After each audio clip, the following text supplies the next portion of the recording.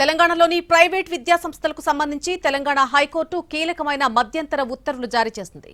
వచ్చే ఏడాది నుంచి విద్యార్థుల దగ్గరే నేరుగా ఫీజులు వసూలు చేసుకునే వెసులుబాటును కల్పించింది. ఫీజు రియంబర్స్మెంట్ బకాయిల విషయంలో కొన్ని విద్యా సంస్థలు కోర్టు మెట్లెక్కాయి. ప్రభుత్వం నుండి స్పష్టమైన రిప్లై రాకపోవడంతో కోర్టు ఈ ఆదేశాలిచ్చింది.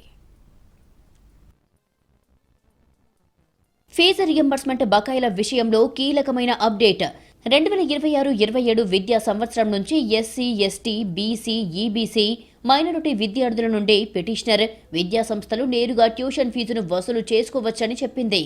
విద్యార్థుల నుండి ఫీజు వసూలును నిషేధించే పాత ప్రభుత్వ ఉత్తర్వుల ప్రమేయం లేకుండానే ఈ వసూళ్లు చేసుకోవచ్చని కోర్టు స్పష్టం చేసింది. ఈ రిట్ పిటిషన్ల తుది తీర్పు ఒకవేళ విద్యా సంస్థలకు వ్యతిరేకంగా వస్తే అప్పుడు విద్యార్థుల నుండి వసూలు చేసిన ఫీజు మొత్తాన్ని సదరు కాలేజీలు తిరిగి విద్యార్థులకే రీఫండ్ చేయాల్సి ఉంటుందని ఉత్తర్వుల్లో కోర్టు స్పష్టం చేసింది. ప్రభుత్వం తన కౌంటర్ అఫిడవిట్లను దాఖలు చేయాలని ఆదేశిస్తూ ఈ కేసు తదుపరి విచారణను ఏప్రిల్ 30, 2026కు వాయిదా వేసింది. ఫీజు రియంబర్స్మెంట్ బకాయిల చెల్లింపులు చేయాలంటూ కొంతకాలంగా ప్రైవేటు వృత్తి విద్యా కళాశాలలు ప్రభుత్వాన్ని కోరుతున్నాయి. పెండింగ్ ఫీజులు చెల్లించాలని విజ్ఞప్తి చేస్తున్నాయి. అయినా ప్రభుత్వం బకాయిలు చెల్లించకపోవడంతో కొన్ని విద్యా సంస్థలు కోర్టుకు వెళ్లాయి, రిట్ పిటిషన్లు వేశాయి. 2018-19 నుండి 2025-26 వరకు ప్రభుత్వం వందల కోట్ల రూపాయల ఫీజు రియంబర్స్మెంట్ బకాయిలు విడుదల చేయలేదు.